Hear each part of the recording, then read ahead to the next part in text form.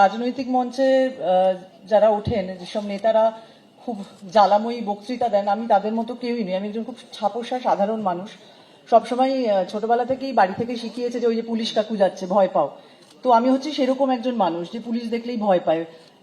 এখনো যখন সিগনালে পুলিশ দাঁড়িয়ে থাকে, যদি সামনের দিকে হেঁটে আসে, মনে হয় যেন আমার গাড়িটাই ধরতে আসছে, কিছু একটা আমি ভুল করে ফেলেছি।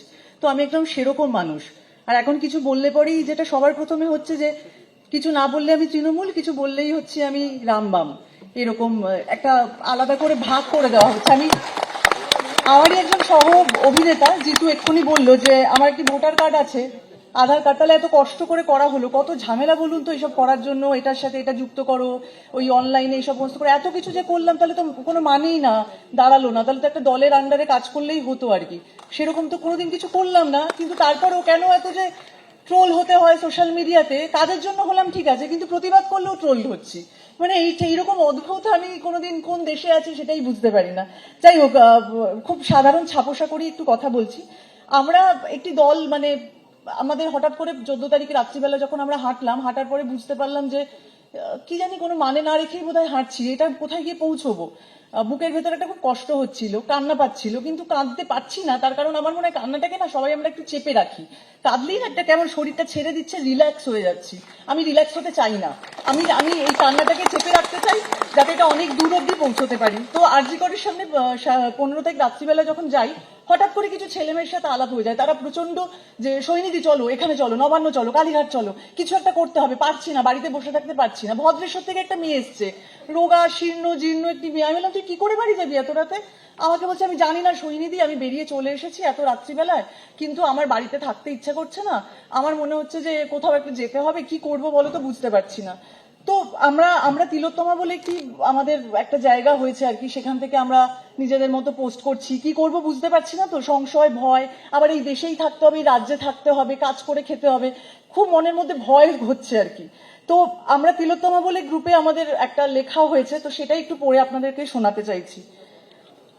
আমরা বিচার চাই, আমরা এই জঘন্যতম অপরাধের বিচার চাই, কিন্তু কার কাছে চাইবো এবং কোন পদ্ধতিতে চাইবো বুঝতে পারছি না। আমরা সাধারণ ছাপোষা মানুষ, তাই আমরা শুধু চিৎকার করেছি, নইলে চুপ করে থেকেছি। আমরা দেখেছি আমাদের নির্বাচিত সরকার অপরাধের ন্যায় বিচার না করে নিজেদের গাফিলতি ঢাকতে দেশের সর্বোচ্চ আদালতের সামনে উপস্থিত। আমরা আরো দেখেছি রাজ্যের শাসক দল নিজেরাই বিচার চাইয়ের দাবিকে প্রহসনে পরিণত করার আপ্রাণ চেষ্টা চালাচ্ছে। আমরা একই সঙ্গে এটাও দেখছি বাকি ছোট বড় রাজনৈতিক দলগুলি অবস্থা বুঝে ঘোলা জলে মাছ ধরতে নেমেছে। আমরা সব দেখছি আর তার মধ্যেই প্রতিবাদ করার চেষ্টা করছি। আমাদের অনেক মতের অমিল আছে, সংশয় আছে, আর আছে ভয়, তবু আমরা পথ ছাড়বো না। আমাদের মনের মধ্যে, মাথার মধ্যে অনেক প্রশ্ন ঘুরছে। সরকারি হসপিটালের ভিতর এমন ভয়ানক কাণ্ড কিভাবে হলো, কারা ঘটালো, ঘটনাস্থলে ভাঙচুর করলো কারা, সঠিক তথ্য প্রমাণের অভাব হচ্ছে কেন, এসব আপাতত সর্বোচ্চ আদালতের বিচারাধীন। তাই মহামান্য সুপ্রিম কোর্ট এবং সিবিআই এর কাছে তিলোত্তমার নৃশংস হত্যা এবং ধর্ষণের মামলার বিচার চাই যত দ্রুত সম্ভব। এসব তো লিখেছি, আমরা জানি না কি হবে। খবর দেখছি আর প্রশ্ন উঠছে, 2023-এ প্রাক্তন ডেপুটি সুপার আক্তার আলী আরজি কর হসপিটালের দুর্নীতি এবং সন্দীপ ঘোষের বিরুদ্ধে প্রশাসনের কাছে অভিযোগ জানানো সত্ত্বেও কেন কোনো পদক্ষেপ নেওয়া হয়নি? সমস্ত মিডিয়াতে যতগুলো চ্যানেল আছে, আমরা প্রত্যেকদিন টিভি দেখছি, রাত্রিবেলায় দেখছি যে আক্তার আলী যে ভদ্রলোক প্রাক্তন ডেপুটি সুপার, উনি সব জায়গায় নাকি গেছেন, মুখ্যমন্ত্রীর দপ্তর অব্দি গেছেন। তারপরে এসআইপি গঠন করা হয়েছে, তারপরেও মানে আমি এই ভাষাগুলো জানতাম না, এই কদিন ধরে এই আন্দোলনের সাথে যুক্ত হয়ে এই ভাষাগুলো শিখেছি। এসআইপি, তাহলে কেন কোনো কথা হয়নি? কেন সবাই মুখ বুজেছিল? মানে সবাই অন্যদিকে যতগুলো জায়গায় প্রথম সারির যতগুলো মিডিয়া চ্যানেল যেখানে যে কথা হচ্ছে, সবাই মানে বিভিন্ন রাজনৈতিক দলের নেতারা আসছেন, তো যখনই কোনো প্রশ্ন হচ্ছে আমাদের সরকারের তরফ থেকে যার মুখপাত্র, তিনি সবকিছু অন্যদিকে ঘুরিয়ে দিচ্ছেন। তিনি বলছেন অমুক রাজ্যে তো ওইটা হয়েছিল, তাহলে তখন কেন হয়নি? যাই বলা হচ্ছে তখন একটা অন্যদিকে নিয়ে যাওয়া হচ্ছে। এবং এখন বলা হচ্ছে যে বিচার চাইতে গেলে তো সুপ্রিম কোর্টের কাছে বিচার চাও, সিবিআই এর কাছে বিচার চাও, সরকারের কাছে বিচার চেয়ে কি হবে? এক্ষুনি আসার আগে এক্ষুনি একটা প্রথম সারির চ্যানেলে দেখলাম যে সেদিন রাত্রিবেলায় প্রায় টিকিট কেটে ঢোকার মতো ওই সেমিনার রুমে সবাই ঢুকেছিল। এত লোক ঢুকলো কিভাবে সেমিনার রুমে? কারা ঢোকালো? পুলিশ তো ছিল সেখানে, তাহলে পুলিশ কি করলো? মানে এই প্রশ্ন উঠে তাহলে এখন সিবিআই এসে কি করবে? মানে সিবিআই এর কাছে তখন কোনো তথ্য প্রমাণই নেই যা দেখতে পাচ্ছি। তার মানে প্রত্যেকটা ভারতবর্ষে যা কেস হয় বেশিরভাগ কেস ঝুলে থাকে আমাদের যখন মৃত্যু পর্যন্ত, তখন আমরা বৃদ্ধ হয়ে কাঁপতে কাঁপতে বলবো ওই যে একটা ঘটনা হয়েছিল, আমরা আন্দোলনে গেছিলাম কিন্তু কোনো বিচার হলো না, আবার সেটাও এরকমই থেকে যাবে। আমাদের আরো কিছু, এবার আমি আবার আমাদের লেখাটায় পড়ছি। সরকারি হসপিটালের ভিতর এগুলো পড়া হয়ে গেল। প্রশ্ন উঠেছে শুধু সরকারি নয়, বেসরকারি ছোট সংস্থা বা বিগ কর্পোরেট কর্মীদের নিরাপত্তার কি হবে? এর বাইরেও যে বিপুল সহনাগরিক অসংগঠিত ক্ষেত্রে ঘাম ছড়িয়ে দেশকে সচল রাখেন সর্বত্র, তাদের সুরক্ষার কি হবে? এরকম অনেক প্রশ্ন উঠে আসছে। যে গুটি কয়েক মানুষ এসব বলার চেষ্টা করেছেন, মানে আক্তার আলীর মতো, আমরা তাদের চিরকাল উপেক্ষা করেছি। এখন দুয়ারে আমাদের গুন্ডাতন্ত্র, দুয়ারে দুর্নীতি, দুয়ারে ধর্ষণ, খুন এসে পড়েছে। তাই আমরা বাধ্য হয়ে আজকে পথে নেমেছি। এবার আর দলবাজিতে সময় নষ্ট না করে অন্তত নাগরিক হিসেবে টিকে থাকার জন্য পথে থাকতেই হবে। বর্তমান পৃথিবীতে কোনো রাষ্ট্রের উপর সম্পূর্ণ নির্ভরশীল হবার দিন গেছে। প্রশ্ন তুলতেই হবে প্রতিনিয়ত, যতক্ষণ না উপযুক্ত বিশ্বাসযোগ্য উত্তর পাচ্ছি। বুঝে গেছি থামলে চলবে না। নিজেদের অধিকার, নিজেদের দাবি নিজেদেরকেই বুঝে নিতে হবে। দরকার হলে লড়াই করেই আদায় করতে হবে একজন সাধারণ মানুষ হিসেবে। ছোটবেলায় শুনতাম যে পড়াশোনায় ভালো না হলে নাকি ডাক্তার হওয়া যায় না, ডাক্তার হওয়ার জন্য প্রচুর নাম্বার পেতে হয়, প্রচুর খাটাখাটনি করতে হয়।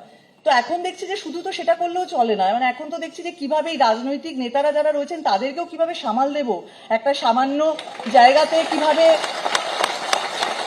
মানে আমি দূরে থাকি, মফস্বলে থাকি, সেখান থেকে আমার বাবা মা, মধ্যবিত্ত বাবা মা, তাদের সমস্ত পুঁজি দিয়ে আমাকে ডাক্তার হওয়ার জন্য তারা লড়াই করছেন। সেখানে আমাকে কি করে একটা আমি ঘর পাবো, কি করে একটা মানে পড়াশোনা করে পাশ ফেল, সবকিছুই সেই সব নেতারা কন্ট্রোল করছেন। বিভিন্ন লবির কথা শোনা যাচ্ছে, কোথা থেকে এলো এগুলো? মানে আমরা তো কোনোদিনও, আজকে তো তিলোত্তমার মৃত্যু আমাদের সবটা চোখে আঙুল তুলে দেখিয়ে দিল। না হলে তো আমি বসে বসে তাহলে ছবি বানাতাম, অভিনয় করতাম, ওই রিল বানাতাম, পোস্ট করতাম, হয়ে যেত, আমার তো কাজ শেষ হয়ে গেল। কিন্তু এই যে নাগরিক হিসেবে আমাদের যে দায়িত্ব, তিলোত্তমার মৃত্যু সেটা বোধহয় আমাদেরকে একেবারে দাগিয়ে দিল যে এবার তোমাদেরকে পথে নামতে হবে। না হলে পরে এই যে আন্দোলনে আমরা নেমেছি, আমাদেরও কিন্তু একটা সময় তিলোত্তমার মতোই অবস্থা হবে। এইটা আমি লিখে দিতে পারি, এটা আমি বলে দিতে পারি যে এখানে আমরা যারা আছি, যারা এখানে বসে আছেন, আমি তো বহুদিন ধরেই আরজি কর এবং মেডিকেল কলেজের এই জুনিয়র ডাক্তারদের সাথে কথা বলছি। ওরাও কিন্তু আর ভালো থাকবে না, ওদেরকে ফেল করিয়ে দিয়ে কোথাও একটা ওদের বয়সটা পার করিয়ে দিয়ে এমন কোথাও পাঠিয়ে দেবে, তাহলে আমরা কোনোদিন এরপরে যদি আমরা আন্দোলনটা শেষ করে দিই, তারপরে ওদের হদিশও আমরা খুঁজে পাবো না, নিজেদেরও হয়তো খুঁজে পাবো না, ওদেরকেও আর পাবো না। তাই জন্য এখন এইটা কিভাবে সুস্থভাবে চালানো যায়, আমরা 1 তারিখ একটা মহামিছিলের ডাক দিয়েছি। ওই যে বললাম প্রচুর সংশয়, প্রচুর ভয়, কি করব বুঝতে পারছি না, জানি না। ডাক তো দিয়েছি, আসুন সবাই এই আন্দোলন যতদিন চালিয়ে নেওয়া যায়, কারণ তারপরেও আস্তে আস্তে পুজো আসছে, পুজোর হয়তো এতে আমরা এটাই মনের মধ্যে ভয় হচ্ছে যে পুজোর আনন্দে বোধহয় আমরা সবাই বোধহয় আস্তে আস্তে সামিল হয়ে যাব।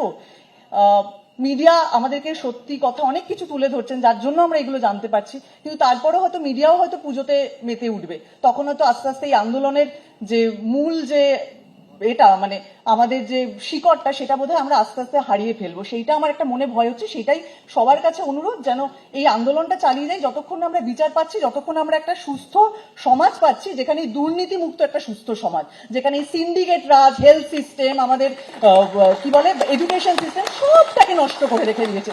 কোথাও আমার রিসেন্টলি বিয়ে হয়েছে, আমি আমার হাজবেন্ডকে বললাম যে মা হব, কোন দেশে মা হব, সন্তানকে নিয়ে এসে এই দেশে রেখে দিয়ে যাব? আমি চাই না এইরকম দেশে মা হতে। আমি আমার সন্তানকে এই দেশে, দুর্নীতি যতক্ষণ আছে আমি এই দেশে পারবো না আমার সন্তানকে নিয়ে আসতে। এইটুকুনি কথা বলার, সবাই পাশে থাকুন। এটা খুব একটা খারাপ সময় বড় ছিল, কিন্তু তিলোত্তমা দেখিয়ে দিল যে আরো খারাপ সময় আমরা আছি। শুধু আমরা যেন সবাই সবার হাতটা ধরে থাকি, সবার পাশে থাকি, এইটুকুনি আমার কথা বলার। নমস্কার, ধন্যবাদ।